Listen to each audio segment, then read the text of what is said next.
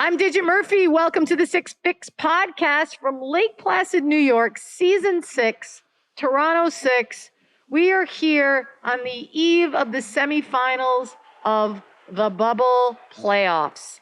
I'm here with none other than our illustrious all-star goaltender, Elaine Chuli. Welcome to the show, Choo Choo Train. Thanks for having me, Digit.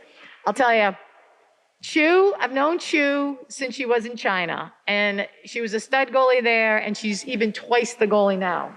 So tell me a little bit about how you decided to kind of play for the Six. Let's go back in time.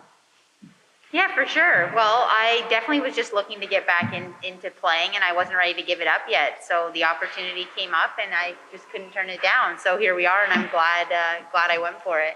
So when we started to recruit the players, we recruited the founding five, okay, is what we called them. And Shai Darkangelo, actually our captain, played for me on the KRS team in China. And then Chuli played on Vanku. So Shai recruits Chuli, who recruits Greco. It just was like this big happy family. So talk a little bit about how important those founding five members are to the Toronto Six and how that was the core group that we built on. Yeah, it was super important. We, that was the starting group that took a stand and said, we want to do something different, and this is how we feel we want to do it. So I think it was kind of a bold statement, and it says a lot about the people that, chose to do that. Yeah. And why do you think they chose to come over to the Toronto Six and take a chance on the NWHL in Canada? I just think why not? The league's growing, and we had a huge opportunity in front of us, and things don't come around like that all the time. So you just have to jump on it when you do get those opportunities. So the founding five are Shai Darkangelo, Elaine Chuli, Kristen Barbara, Emma Greco, and Taylor Woods. And those are the five kids that we built the team around. How important was it for you to think those five to start to sign? How important was it for the movement now to gain momentum in Canada? Well, I think it was huge. It's kind of like a wave, one signs, another signs, another signs, and then before you know it, you're building a very talented team. So I think that just kind of built momentum for us and helped us recruit even more players. And then our platform is education, empowerment, inclusion. We're kind of on a mission to grow the sport. How important do you think women leaders and role models are to the little girls and boys out there, and just people in general? For sure. I think it's something that's super important, and it's good for younger girls to look up to, but not only younger girls, any females or males, but either way, what we're doing is pretty special. So I think it's definitely making a statement, and a lot of people can look at that and say, wow, that's pretty awesome. Yeah. So speaking of what we are doing, okay, we're playing in a bubble during COVID, right? Walk us through the beginning of the season up till now. We start out in October. What's it like in October coming into Camlin Sport in Toronto? Yeah, so it's been kind of a roller coaster. We had the full team on the ice, and we were allowed in locker rooms separated, and we were working out outdoors, which was okay in October, but come November, the workouts outside got a little chilly. And then it kind of cut down to 10 players per side and no locker rooms. And then, it's kind of just been getting to know each other virtually with only half the team. So I think we've done pretty good at adjusting here, because this is kind of the first, we haven't been together that much. Yeah, and I tell all the viewers, it's so hard to simulate game, energy, right? And so talk about the first game against the Riveters with a team, you're in the net and you're literally getting shelled, right? And what's it like for a goaltender to just see the team in front of them kind of in disarray? Yeah, I thought we came out a little slow, and not necessarily slow, I think just on our heels, I think would be a better way to put it. And I think that's just from girls not playing in the league before, or, not playing in general in a long time, a year or two, like no games. So I think once we kind of got our feet under us and started kind of building that chemistry some more during a game, I thought we've just continued to grow. And you kept us in there. Like I told everyone in the press conference, without a couple of key saves, it could have gotten out of control. Like, how do you keep your focus in that kind of situation?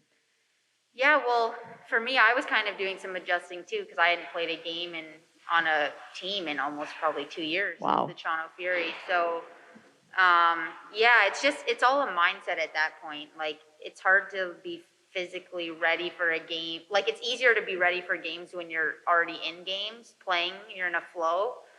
But for me, it was just all mental, a mindset. Like, Yeah. You have to play with confidence. And for the little goalies out there, that are out there, you'd say your flow, do you like reset after a goal? Like give some of the little goalies out there little tricks. I'm probably not a good one for tricks. I probably get more mad than I should, to be honest. I probably hang on to it a little too long, but no, I'm just like, you're not getting another one by, and kind of just, get in your head and, yeah, try to let it go, but I do definitely get mad about it for a minute. That's good. That's good. You got to get a little mad, right? Veteran anger too, So I got to give you a little trick. I want to tell people, she's probably going to be mad at me, but I noticed on the ice, you don't like to let the goals, like in practice, there's no pucks in the net. No. Talk about that. Well, yeah, so in practice, if a puck goes in, it comes right out, and I don't want any pucks in the net during the, whatever, mini game, drills, power. I hate pucks in the net. So they come right out. Obviously, the plan is to not let them in the first place, but I just don't like them back there. So. It's like a reminder that it was in there, and you don't want to see that. I've had coaches get pretty upset, like during mini games, as I'm like firing a puck out, and they're trying to, like, can't you just leave them in there? And I'm like, sorry, I don't like them in there. And you know what? Our whole methodology here in the T6 is we embrace that because you do you, right? I mean, talk about that whole methodology that we have, the way we approach the game, and how do you think it helps, or it's just it's aggravating. No, it's not aggravating.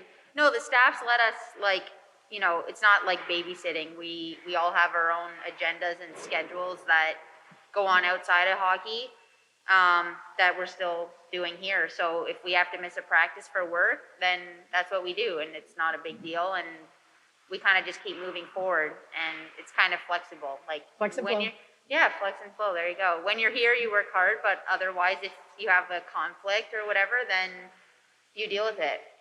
And speaking of which, like, what do you do outside of hockey? What's your career for the viewers? Yeah, so I'm an accountant. I actually just got my CPA designation on Friday. Congratulations! We didn't have a party. What the heck? Yeah, so I just found out I can officially use the letters. So that was an exciting day on Friday. Elaine Chuli, CPA, is those the letters? Wow. If you need an accountant, she does taxes on the side. This is a little public service for, just kidding. Yeah, and my sister got hers the same day. So we're both accountants. So that was pretty special. Are your parents accountants? Like, how do you raise accountants? They both had their own businesses. There we go. So mom and dad, Chuli, you did a good job. Yeah. So, let's just focus on the bubble for 2 minutes, and then we'll let you go back to your room, locked down in Lake Placid. More work. Talk a little bit about what the bubble means to you, and playing on national television in front of millions of people, and opening the game to the world. What's it mean to you? Oh, it means so much. It's been so great getting back out here and getting back into games, and it's been a really fun experience, and hopefully we're really doing something good for the game here. And, I think lots of people have been watching on Twitch, and then hopefully we get a good turnout on NBC in the semis and finals. And, it's been awesome. And lastly, what does it mean for Toronto to have a team? Because I think we have some of the highest viewerships. I think we had 40,000, or I don't even know. It's just like the numbers are up the chain, and there's also Twitter, and Instagram is blowing up. Like, what does it mean for you as a native Canadian or Torontonian to have this? Yeah, I think it's awesome. Everyone's getting behind it, and they're loving I think the personalities that are coming out of the players and the team too. So I think that's pretty cool, and they're all supporting us. So it's awesome. Well, Chuli, you're awesome. In the locker room, I'm always doing this to her because sometimes you got to kiss a goalie's butt because they save your butt. And I can't thank you enough for coming on for being a role model, leader, and hero for the next generation. And look for Elaine Chuli to be there in the bubble, and hopefully we do our best for the Toronto Six to take the cup back to Canada. So thanks for being on the show, Chu. Yeah, thank you, Digit. All right. That's it. I'm Digit Murphy for the Six Fix podcast here with Elaine Chuli. We'll see you next time.